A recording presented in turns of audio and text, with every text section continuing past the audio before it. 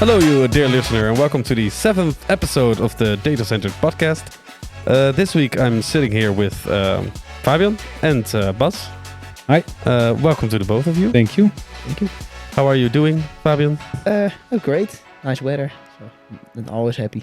Nice. And you, Bas? Yeah, me too. The same with the weather. I like that our solar systems are starting to pay back for themselves. Yes. Sounds good. That's something that we can discuss at the end of this episode. Yeah. So first of all, I guess I want to start with the first topic, which of course, as every week, we have at least an AI topic. I was thinking, but this last week, as there are so many AI news, I guess we should do like a separate segment for AI. Yeah. Maybe. Because AI is not my specialty and I keep sitting here. And then we can AI. just like call in Jana, for example, and just have her explain what's happening. Yeah. And what this means for the rest of the world. And, Yeah, and I think that's a good thing. We just sit here like, yeah. Oh, yeah. Yeah. Oh, yeah. She's right again. That's good. No, but this is another AI topic, and it's the U.S. Air Force test AI dogfight with planes. And the title, the summary of this article is DARPA's, which apparently is this institute, ACE program tested an AI-controlled jet in a dogfight against a human pilot successfully. The AI flew autonomously, adhering to safety protocols and engaging in maneuvers at high speeds with a human-piloted F-16. So it was like two planes. Human pilots were present in the plane, but didn't need to intervene. Yeah, they had a big red button too. Yeah. They had some safety switch. Yeah, inside of the cockpit. You could control it if you wanted to. Yeah. Seems terrifying to me. It sounds like the beginning of a well-known movie from 91, I believe. Oh yeah. Where then DARPA was called Skynet. Oh yes. Yeah. Yeah. It seems like a weird evolution, especially because this is probably going to be implemented in drones. I think. Yeah. It's already implemented. In or in fight. Yeah. Well, jet fighters. Jet fighters, and it seems like a more dehumanizing step in war. Yeah. Warfare. That's the other side. It's nice because no more lives will be taken. But again, it will. Yeah, take but lives. that of course depends on which side you're on. Yeah. I mean, I guess there are especially certain groups in the world that do not have access to such military advanced equipment. Yeah. And this seems like almost that there's no human touch to it at all. It would be a nicer war if it just play AI planes against AI planes. Then then you're just burning each other's money, and which is a good thing. Yeah. Just the first one goes bankrupt. Yeah, and then. And eventually we'll just settle everything with football. But that all settle the wars with football. Yeah, that's can also become a problem because then maybe we will go to war with Belgium or something because you can always go to war because no lives will be taken. Yeah, maybe. Could try to take Belgium. We can always. No, but I think it does. I think it's a good thing if like people stop fighting and instead let machines fight for us instead. Mm-hmm. But there might be better ways to solve. Of course. But it's more accessible. I mean, I kind of feel like this is not the best way to put AI to work. No, I don't think so either.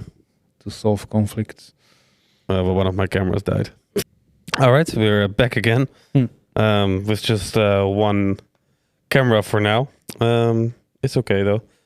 All right, where were we? With the AI dogfights. We were saying that it wasn't a good idea, Bas. I think it would be better ways to use AI to resolve a conflict than create a self-flying combat airplane. Yeah, killing machines. AI FIFA match or something. Yeah, it sounds like battle. What was it called? Robot Wars. The program you had on Discovery or. Robot Wars. Yeah. Or the new movie, The Creators. I don't know that movie. Oh, that's a new movie like from a few months ago that AI took over the world, and there's one human being that could save the world again, and that. And did he save the world? I don't know, but the movie wasn't that great. I heard. So. Oh, okay. Well, that's too bad. But like I said, it's very much a dehumanizing step in war, and I think that's the reason why I think that's bad is because it becomes almost like a one-sided war. You know, there's not something on the line except for money, but that's expendable anyway. So you can make money. Yeah. So it really it seems like that eventually like a point will come where, and this is maybe way too political for this for this podcast anyway, but I'm gonna say it anyway. Maybe we come to a point where for one party it is war and for the other it isn't. Yeah, for the second party it's more just spending money. Yeah. Buying influence by spending money. Yeah. They like buying a country. Yeah, exactly. Yeah. Because they don't see any bad things on their side. Yeah, but it's like something that we see now today in a different scale as well, because influence is still bought, and also a lot of influence that is bought. It's something that we don't see. So yeah. Yeah. On the other hand, I'm not a war historian or anything. No, me neither. Me neither. But I think the same discussions were taking place when people moved from fighting with swords to fighting with guns, and then from fighting with guns to fighting with tanks. Yeah, that's true. That's true. Removing the direct contact. Yeah, that's true. It does confirm again that America is the biggest military of the world. Yeah. Oh, they spent the most, at least. Yeah. All right. Before it gets even more political, I guess we should move on to the next topic, which is a really fun one, or at least kind of sad, but also quite fun. It's fun because we aren't the case. Yeah. Now, I mean, I think it does, but the Belgian government is investing 1 million euros to boost digital skills among its citizens, as 4 out of the 10 Belgians struggle with basic digital tasks. The aim is to increase the percentage of Belgians with basic digital skills and make websites and apps more user-friendly. Yeah, so apparently, 4 out of 10 people in Belgium do not know how to send emails, install apps. At least that's what the article said. That seems like a lot. Yeah, I did a calculation. There are 12 million Belgians, so 4 out of 10 is 5 million. Which, even if you remove all the babies and infants and all the elderly people, then you still have a big part of the population left that don't know how to send an email or to install an app. Yeah, that's a lot. I mean, I'm not sure how much the baby boom has caught this. I think it's more of we are digitalizing quite rapidly, so many people that don't care about it just miss it, because a lot of my friends also don't know how to use their DTD or I don't know how it's called, the digital ID or banking online. They don't know how to use it. Yeah, they don't need it. Yeah. Okay. That's interesting. Yeah. They probably could learn quite quickly but they don't do it, so that they just think, okay, they use it to see the like money. I'll figure it out when I need to. Yeah. The other calculation was that they were planning then to spend 1 million euros to teach 5 million people. Yeah, that's how to use email. 15 cents. That's that's 20 cents per person. Yeah, exactly. Yeah. That's, water is cheaper. Almost. Yeah. Oh, they expect. But I'm not sure how the article didn't state what they're going to do exactly. Yeah. But I'm assuming it will be some e-learning. I guess. Yeah, videos probably, maybe. Yeah, videos. Yeah, maybe they need to download commercials or something. Yeah, because I think a couple of years back, we had this commercial in the Netherlands of this woman, this elderly lady. Yeah. Got instructions on how to use the computer, and she was told to put your mouse in the corner and then she grabbed the physical mouse and put it in the corner, Yeah. which was hilarious at the time. But I guess in Belgium that's still happening. Yeah.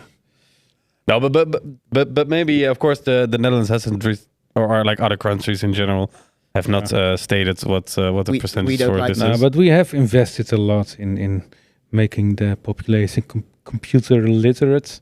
Yeah, we had these PC privé projects for many years, where you could buy a PC from your gross income. Yeah, and your boss paid part of it, so you paid almost nothing. And at my home, the first computers we had at home were all from these projects. Yeah. Because nobody had the money to just buy a computer.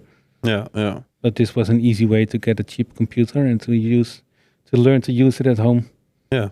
And I guess that was a big investment back then for the government, but it paid out in the end. Yeah, because my father knew how to call in on the internet. Yeah. He doesn't know now, but I also don't know. So. No. I remember when I would visit my grandma, she would also have the dial-up. Yeah. Which I never understood, but even back then I didn't understand how it worked. But yeah, I have to confess that I had dial-up. Yeah. I had the same issue with for quite a few years even. Yeah. And my grandma, I didn't know that she had a password, but the password was years ago, but the password was my name. So I just thought I needed to fill in my name. So when my brother was on it, I said, fill in your name. Should be my name. But there it is. Maybe we can invest 20 cents in you. Yeah, maybe. I think we should. There are a few people that I know that would use some investment. Yes, would use 20 cents. I would like to have 20 cents. Yeah. But would you perform better if you got 20 cents with your computer? Some bonus. Yeah. But I'm not sure how if it's exclusive, if this problem is exclusive to Belgium. I guess not. I don't think so either. I'm pretty sure it doesn't. Yeah. All right. Yeah, interesting. But also just 1 million then. Apparently it doesn't seem like a lot. Yeah. I googled the headline and then noticed that there have been plenty of similar investments in the past. Also in Belgium. Yeah. So about 18 million in 2017. It's a year. You get it from a slightly bigger number to now the 4 out of 10. Yeah. I know because in Holland, if we invest in something, we go quite big but for $1 million sounds kind of local government. Yeah. It does. It does. And maybe we're just spoiled, but it seems like something. If you really think that it's a problem, then invest 20 or something. $1 million sounds like a library extension with some computers and some and a teacher maybe. I mean, I think in the Netherlands with 1 million, you couldn't even refurbish one chair in the parliament. No, you can't get a project manager for 1 million. So. Cannot start anything. Yeah, maybe some free Acrobat reader. Yeah, but it's weird though, right? Because they spent 1 million on this project, and in the Netherlands we have we are refurbishing the house of how do you call it? the political the house where all the politics the parliament for 1 billion for 2 billion. Yeah, that's something else. Yeah, but Belgium and the Netherlands are not really that comparable because we have way more money. Do we? Yeah, but they also have 2 governments. In Belgium has a strange political system. Yeah, that's true. That's true. And they are quite in a. If you say it's going bad in the Netherlands, it's going really bad in Belgium. So. Yeah, maybe so. Oh, well, if there are any Belgians listening, good luck. I will claim your 20 cents. Yeah, send us an email. Send us an email. We can talk about it. Yeah, we can talk about it. Yeah, but that's a paradox, right? If you want to help Belgians and ask them to email and they will email, then apparently don't need to help. Yeah. Oh well. Just test. Send us an email. Yeah. Check if you really need it. Yeah. I guess that's how they will spread the money. They will ask everyone to email for the money. Have to email your request. You don't get the money. Yeah, but then you don't get the money. Yeah. Yeah, so exactly, that's a good one. Then you can just send the 20 cents to the rest of the country. I think they will have to less because if the government would ask me to send an email to them, I just don't send the email. But I know how to send it, but I don't send it. Nee, nou, dat is also true. To get 20 cents. Yeah. Yeah, Well, I guess the... just because I don't want to send the email. Yeah. Do you do tax evasion?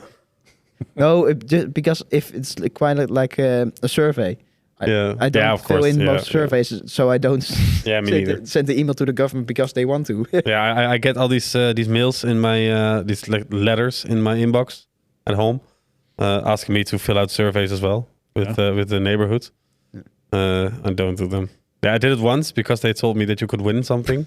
I didn't win, so now I don't care I anymore. filled my vacations for almost 2 years already. Sorry? My vacations. Oh, yeah. Now, this was my last time. I filled in, I'm done. Yes. All right, let's move on to the next topic, which is an interesting one, to me at least, and also to Bas, which is power. Yeah. It's a hot issue right now, Bas. Yes, it is. What's going on? Yeah. I guess as a country, we didn't really prepare for the amounts of peak power we are using at the moment. It's funny that with all this grid congestion, that our actual total power usage over the day hasn't grown in the past couple of years. But it's more the peaks. It's when everybody gets home and charges their electric car and turns on their electric furnace and gets in the shower, and then we have these enormous peaks in our power consumption, and the grid isn't able to withstand those peaks, to handle those peaks. And this mainly means that new buildings can't get a power connection, or existing companies like us cannot get an increase in power. So we have to do with the amount of power we have, or we had at the start of this crisis, and we are unable to grow. Yeah, that's horrible. Yeah. It's not just for us, but for the clients as well, of course. Yeah, and for a lot of other industries as well. I mean, we have a big problem with housing, and a lot of housing projects are unable to get power for the houses they intend to build. Yeah. So it's a big problem for everyone, but for us as well. Just whole pieces of land that are not in use because you can build something but can't use it. Yeah. Because there is no grid connection available at that location. Yeah. I guess the solution for the house would be batteries, local batteries. Yeah, but you still need to charge those batteries. So but solar, yes, there are panels. smart there are smart options to use the lower periods in the power graph. How you call this? I guess. When they don't have to peak, you can charge your battery then discharge it when the peaks are. Yeah. But those are very big investments as well. Yeah, they're very expensive. Solar Unfortunately, panels in general are really big investments. Yeah, but I think compared to a house battery, it's not even close. I think you could run in like thousands of euros. Yeah, easily. Yeah, easily. So for most people, that's not a solution, of course. But we do have a very big battery in the data center, of course, called the UPS. The UPS, that's a big battery, but it's a special kind of big battery. Yeah. It's not made to give a certain amount of power for a long time, but it's made to give a huge amount of power in a very short time. Yeah. I think it's like 10 or 15 minutes. It can power all the IT loads in the data center for 10 or 15 minutes until the generators turn on. Yeah. So that's not really useful for a solution for this. Yeah. So we're looking at other options, like we're doing a big investment in upgrading the cooling system in the data center we are in here. We currently have a called direct expansion cooling system. It's a system where our actual, like old-fashioned air conditioners, are in the data room themselves, and they take on the warm air from the data room, cool them down the way a refrigerator cools down air as well, and then blows it under the floor, and all the servers suck the air back up and through the servers, through the IT loads, and then blow out the hot air on the other side. Yeah. Like a circle. Yeah, exactly. Yeah, it's a circle. Yeah, but the big problem with one of the big problems with this system is that all these individual air conditioners are not very efficient compared to a very big air conditioning for that could use the same load. And another problem is that all the heat is inside the building. So even in winter, when it's like 0 degrees outside, it is not much more efficient than during the summer. Because it's continuously circulating the air inside. It doesn't use cold outside air. Yeah, of course. But it does use the outside air to cool the liquid that's inside the air conditioning loop. No, but that's for the new system. Yeah, that's for the new system. For the old system, doesn't use the outside air. Now, the new system is a system where there's a big loop with fluids on the inside and a big loop with fluids on the outside. Yeah. The one on the outside has a so-called chiller or cooling tower, or a combination of those two. The inside loop starts with cold water. This goes through no longer the air conditioners, but air handlers, they are called. They suck up the cold water and then blow cold air under the floor. So that part stays the same, the cold air under the floor. This goes through the IT load, and then there's warm air in the room, which then gets sucked up by these same air handlers. Yeah. But then this warm air gets cooled down by the cold water. And the cold water, so this water then becomes warm, and that gets cooled on the outside of the building through these cooling towers. So up to about 15 degrees centigrade, we have what they call free cooling. Yeah. Where just the outside temperature blowing the outside air through these how do you call them? The same things you have in a car. Fans or the radiators. Radiators, yes. You blow the air through the radiators and you circulate the liquid through the radiators, and the liquid becomes cold enough to push it back inside, and so then it runs basically free. It's just pumps that are running. Yeah. And when you go over the 15 degrees, you have a chiller, which is kind of a big air conditioning, but much more efficient than all these small units in the computer room. And this then cools the water down to the required temperature. So that would it's a big investment, but it would save a lot of power, this system. And this gives us some more room to serve our customers. Yeah. Sounds like a good idea. Yeah. Of course, we already invest in a lot of solar panels. Yeah, correct. We have almost 500 kilowatt peak, as they call it, on solar panels for 5 projects in our 3 data centers. Yeah. So in peak sun time, we generate almost 500 kilowatts of energy an hour. And does that also matter how warm it is outside, or do you just need the sun? The temperature doesn't matter. It's just the sun. Yeah, it's just the sun and the direction of the sun. Yeah, of course. So like a day today, because it's very sunny outside, but it's very cold as well. Yeah, the temperature wouldn't matter, but the sun, the direction, the angle of the sun hitting the panels is not optimal for now. Okay. In April, that would be in the summertime. All right. Yeah. All right.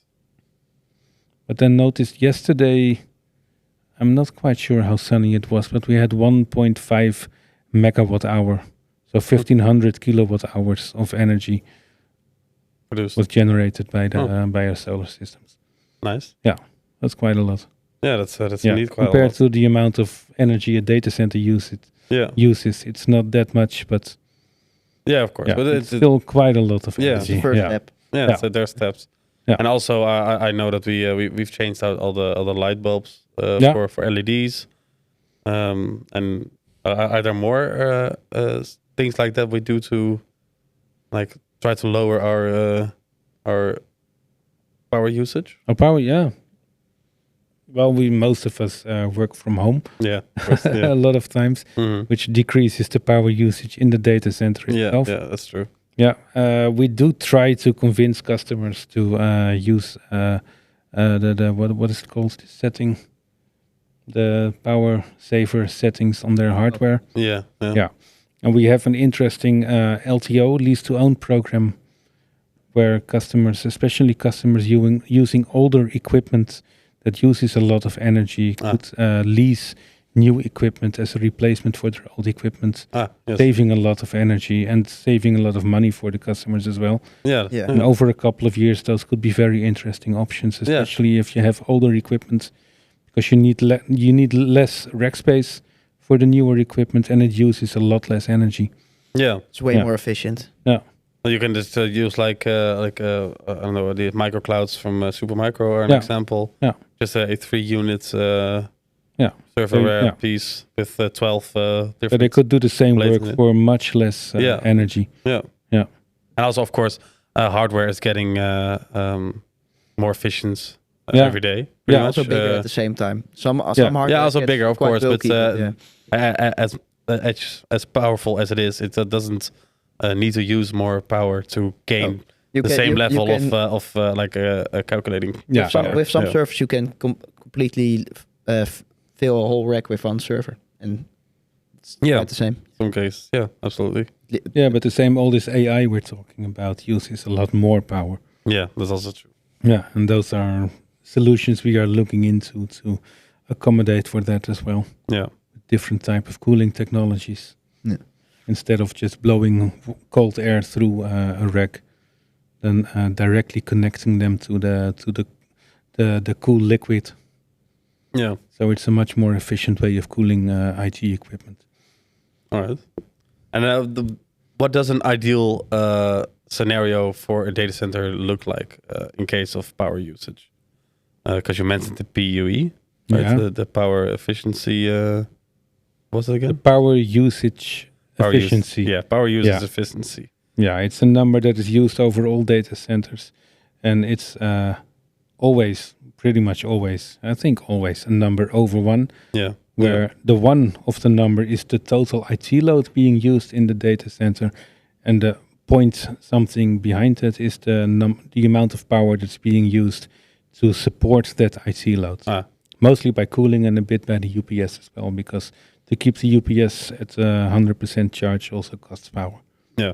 So if a data center with a 1.6 PUE, it means that for each kilowatt hour that's being used by the IT load, another 0.6 kilowatt hour is being used by the data center to support that IT load. Yes. Yeah. So you can calculate your total usage. Yeah. And preferably you would have, of course, 1. The best PUE would be as close to 1 as possible. I believe there are data centers like in Iceland. Yeah. Which use free cooling all year round. They still have an PUE slightly over 1, but very close. Yeah. But technically you can't have 1 or below, because then you would cut down your energy. Yeah, it's...